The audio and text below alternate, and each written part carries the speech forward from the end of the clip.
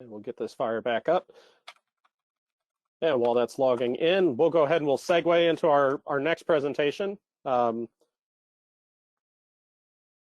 which is one that I actually did for Summit this year. So if anybody made it to the on-site Summit this year down in Texas, congratulations. It was a lot of fun. It was very nice to get back in front of people and work through those. I had 6 sessions this year while I was down there, which was more than enough. Very nice to do it. I enjoyed very much to be down there, and again, back for the in-person venue. It was a neat hybrid event for working through, because they had all the sessions recorded. So I was up in front of a camera with a microphone strapped to me and everything, and they were recording each session. So not only was I presenting to individuals there, but people were able to connect live stream and watch those sessions. Pretty good turnout, given everything that was going on. I know attendance was way down, but it's very nice. But one of the sessions we're covering today is for anybody who didn't make it down there or get to see this session. What I'm covering today is hopefully speeding up and making your AP month-end better and easier with your month-end trial balance in Excel. So this is something that we've started rolling out for customers and helping with. Install and implement. It's definitely a service that we can provide to you, but this session that I've provided for Summit and everything, this will kind of walk you through the steps for being able to kind of take it on yourself if you feel that you have somebody in-house that can perform the same thing. So we can customize the data that comes out with it as well. Done quite a bit of work with these to add in new data elements, new pieces of information, new things to it to make it yours. Good example, we added in some links to customer information, to external third-party systems to pull in CRM data, and then I've done another one for AP that actually joined in GL codes for it, so that the users could see, okay, for this transaction, here were the GL codes that went along with it. So nice piece, nice addition to the system versus the other.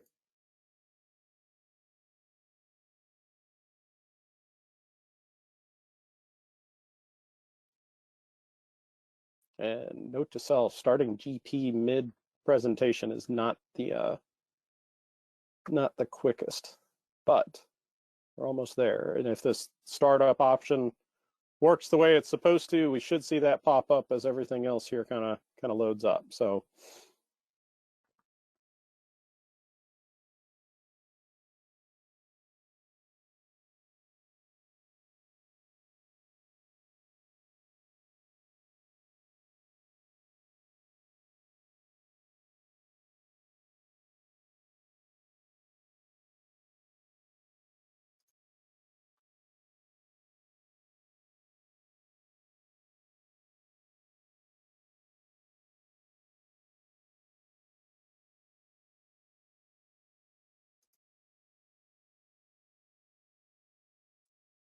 there's the to-do list. John, this is Michelle. We're running a little bit behind, just so you are aware. I'll fly along.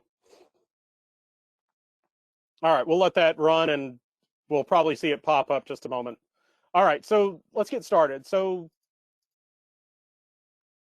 first thing we're going to need as we get into this presentation, you're going to need to understand what you're going to be working with. So you're going to have to know that you're going to use Microsoft Query as we get into Excel. You're going to have your SQL query name or SQL Server name handy. You're going to know your database name. You're going to make sure you have security access to the data or SQL user credentials that do. And you're going to have the SQL query details ready. So everybody has it. This is the SQL query that we're leveraging. This is using the exact same stored procedure that the report in GP uses. So if you go in and you run your historical age trial balance in payables, this is the same stored procedure it's using behind the scenes, and then we've just kind of filled in all the blanks for all the little options that are out there for this thing to run. We want to make sure that our query, you can cut and paste it from this, would work the best, but we want to make sure that it's got our question mark in the spot there and then another one down here are real important. But copying it exactly as it is, that saves you guys having to worry about it. So let's go ahead and hop in and we'll get ready for this. So we're going to pull in and we're going to open up Excel.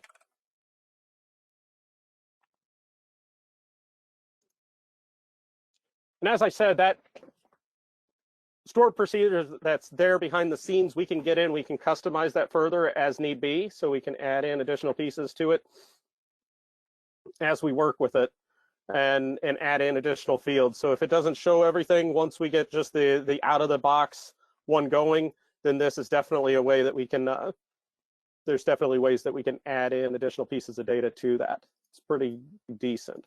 So the first place we're going to go to get this started is we're going to jump up to the top here and we're going to go to data and we're going to go get data and we're going to go from other sources.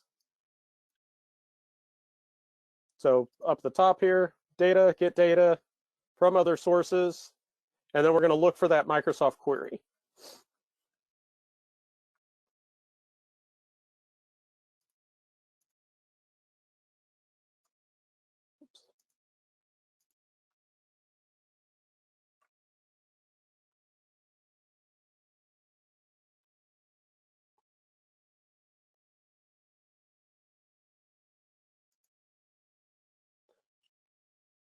I'm going to take the camera down and see if that helps at all for the system to move a little bit quicker here.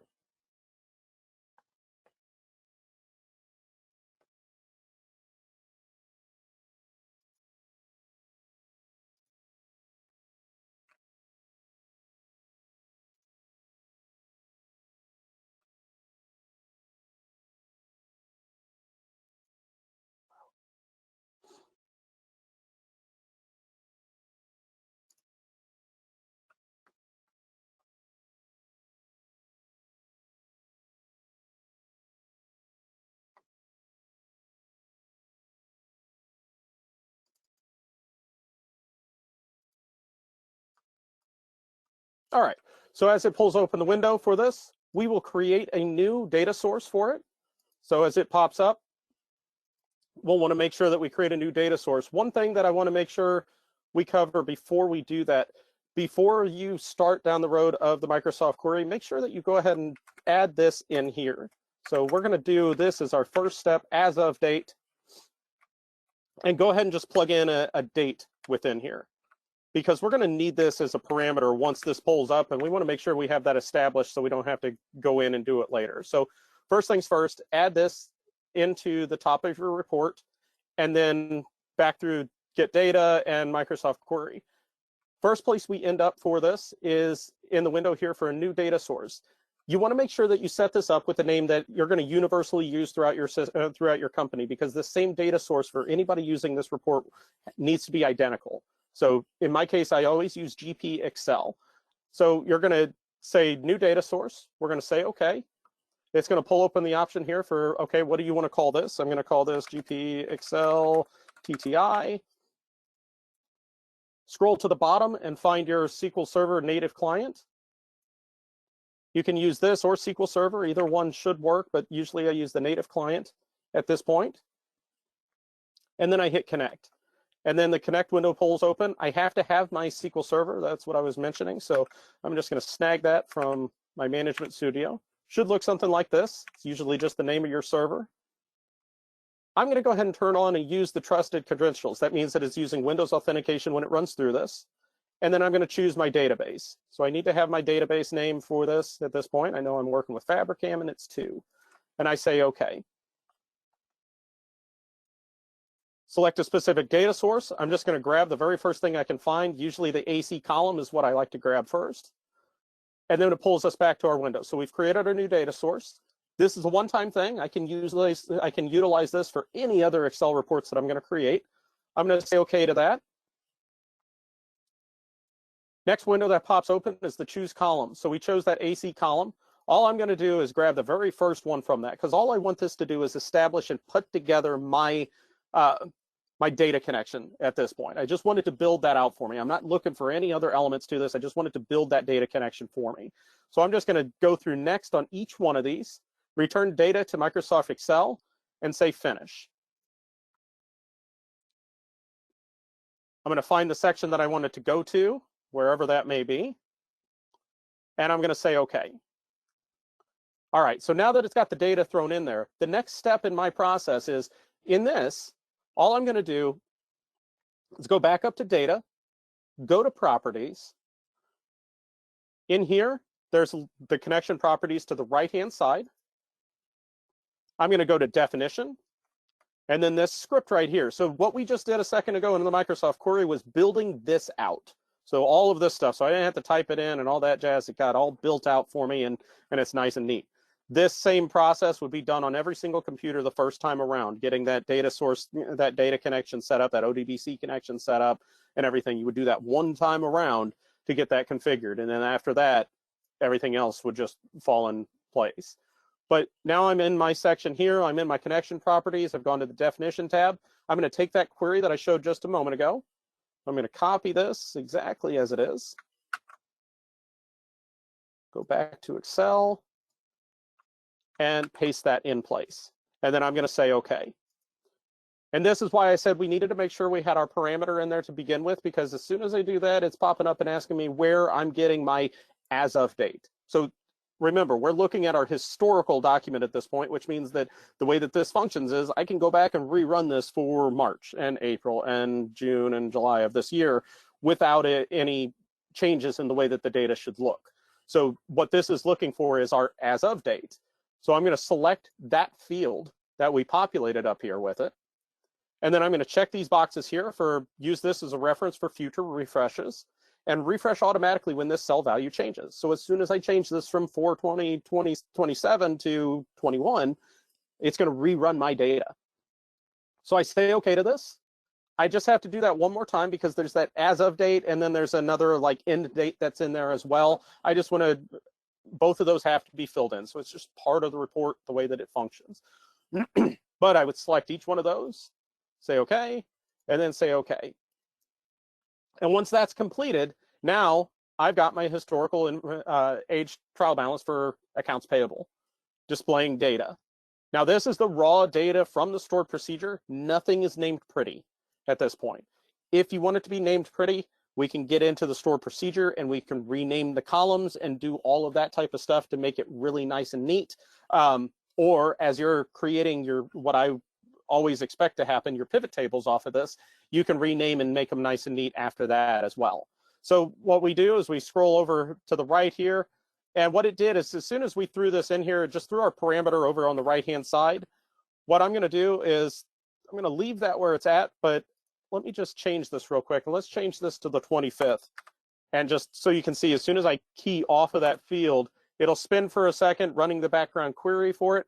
And my data has shifted now and changed based off of the date that it's changed it to. So it's now a dynamically refreshing Excel report for your payables that's easily accessible.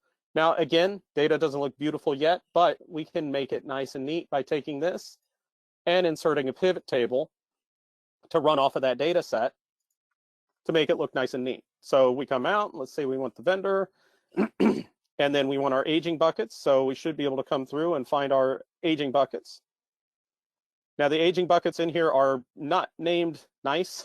So I like to look at it. So I do have to come through and find the specific buckets that I want to look at. So that is going to be these here for the EA ones. And as we go through and we grab those, then we can start to rename these. So whatever our names are in GP. So this is what 0 to 30 days, 31 to 60 days, I believe, and so on. Rename those stay the same way. We can rename this and, vendor name, make it more presentable.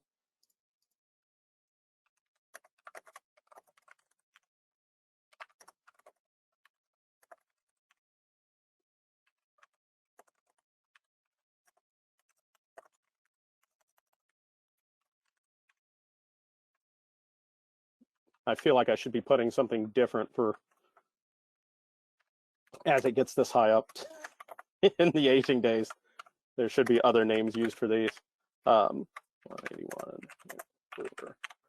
So we can add in as much as we want for these and look at them, rename our columns. So it's really just a matter of, now that the data is there, it's just a matter of getting this tuned up to look nice and neat for the way that we want to present it.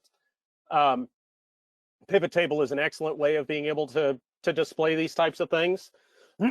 If I want the transaction data to show up within this as details or whatnot, you can start to add that information in underneath the bottom, and however you want to do it. To format those columns, hit underneath here, value field settings, number format, and then make the change to the currency that you want them to look like. And again, making it nice and clean and neat as we work with that. Now, at this point, still some work to do, obviously, to get it looking pretty and presentable for the company. But what I like to do with this is, after I get everything kind of lined up there on the pivot table one and put in place, I like to come back to what I call my data sheet. And I'll take this date here, and I'm going to cut those two cells. I'm going to go back to my pivot sheet, and I'm going to paste those up here. So now I've taken my parameter from the data sheet and put it on basically what I would consider my report sheet. This is the place I'm usually going to be looking at the information that's out here. So once that's over here, now when I come in and I make a change to this, and let's just say 5/1/2027, it's still running that background query and aging my data. Now, the one thing that you do have to do now that we've got a pivot table off of this is, after I run that change there, it's refresh the data back here, but I do need to hit refresh at the top here to get the pivot table to show. But that's it. That's essentially as quick as it can be to get these deployed out there. The big things to get past for deploying an AP historical trial balance in Excel is really getting over the hurdles of security. And in our presentation, we'll put out there, it walks through every single step that we went through. So add the parameter first, ODBC connection, the naming schemes and such that went through for it, making sure you select the correct database, connections. So it will walk you through the step-by-step for this. We've done presentations on this before as well, but you'll have this recording to rely back upon. And then just kind of how everything functions thereafter. And then the last bit here, just a link to it, and also some of the things out here, notations for you. ODBC must be identical on each workstation that you're deploying this on. Make sure you save it in a saved location and save a backup of the original. Configuring security for SQL Server. 13 minutes into the video listed here from 2015 is the best example I can give you of a presentation that I did on getting SQL security tuned up for access to these type of data sets. If you do get stuck or have any questions or anything as you work through that, do not hesitate to reach out to anybody at our organization. We'd be more than happy to help you through the effort of deploying this, or one for accounts receivable as well. Any questions I can answer for you? I know I went through that relatively quick, but it really can be that quick to deploy this. So questions, comments? Hey, John, we had one question. Excuse me. We had one question come in from a customer asking if there were any pre-recorded webinar material which they can access for additional tips and tricks. Absolutely. Yeah, every single user group that we've ever presented on, I won't say every single because there's some that didn't get recorded way back when, but I think from 2014 and on is usually the good bit there. A lot of those are recorded and available out on our website. So this link takes me out to our turnkey website. Actually, it takes us out directly to YouTube. So we've got a bunch of these posted on YouTube, and then our turnkey site. Let's see if we can pull that open. Do I have it saved? Doesn't look like it. So a lot of our stuff is out here. We've got a bunch of our videos underneath.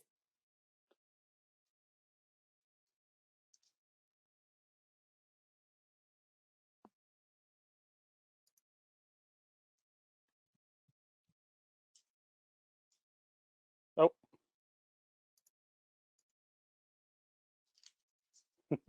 So report or our video is here. You can view it here, and then our other ones are listed underneath. Oh, where do we have that? We've got them underneath. I think Oh, they're we've under changed a events, few. Sean. I think so, yeah. Event and then user group. Hey, Michelle, you popped up there. We could send you a question.